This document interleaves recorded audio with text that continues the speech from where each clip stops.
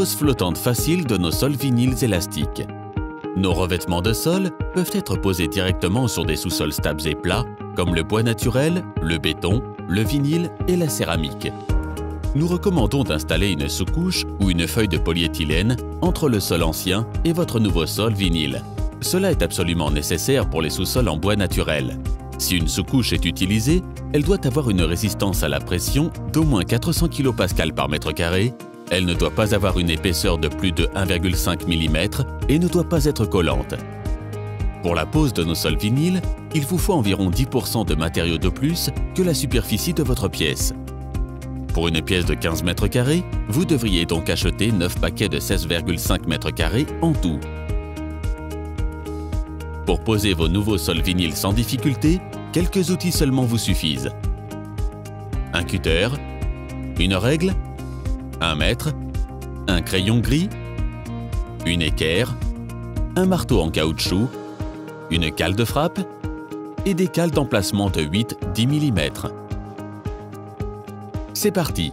Votre nouveau sol vinyle peut être posé de gauche à droite et de droite à gauche. Bien que la pose soit possible dans les deux sens, il est recommandé de poser de gauche à droite. Dans ce sens, il est plus facile de fermer les côtés longitudinaux. Pour une pose de gauche à droite, le bandeau de fermeture blanc devrait être posé sur le côté gauche des lames. La fermeture des lames est très facile. Placez l'une contre l'autre la rainure et la languette des lames dans un angle léger, de sorte que vos doigts passent encore tout juste sous les lames. Si les lames reposent à plat sur le sol, elles sont complètement fermées. Tapez sur le bord de la lame avec un marteau jusqu'à ce qu'il s'enclenche.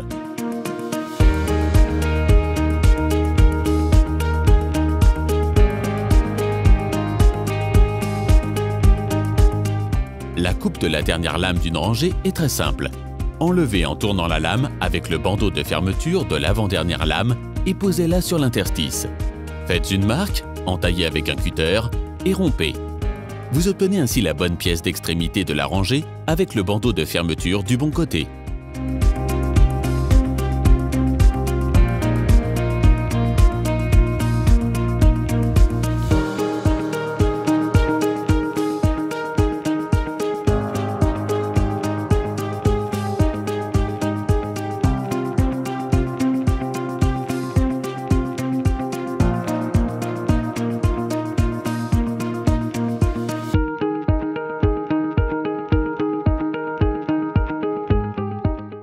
Posez les lames des deux premières rangées en décalé dans l'ordre indiqué.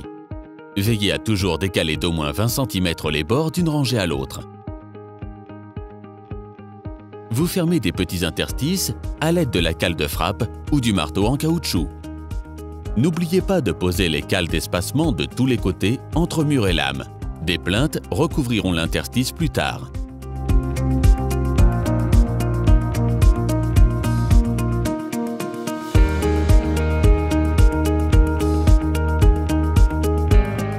Posez simultanément les deux premières rangées. Il est important que la première rangée soit absolument droite, car toutes les autres lames la suivent.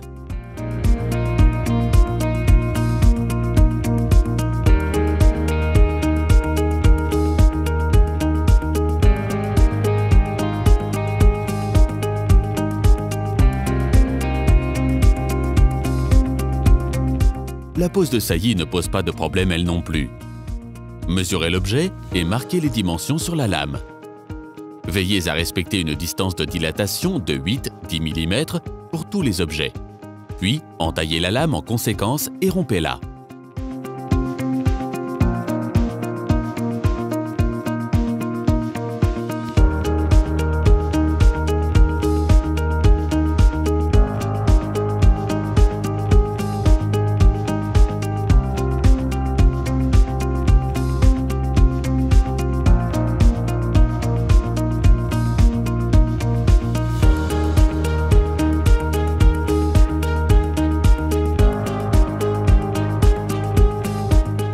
S'il fallait amincir les lames dans la dernière rangée, vous pouvez le faire avec une simple coupe longitudinale.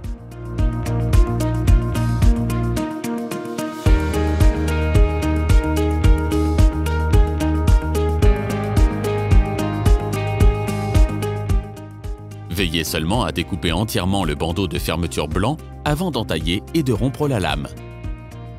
Vous posez ainsi une dernière rangée plus mince sans problème.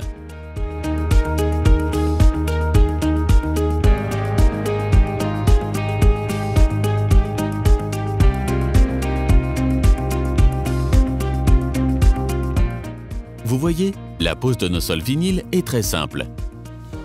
Nous vous souhaitons de profiter longtemps de votre nouveau sol haut de gamme.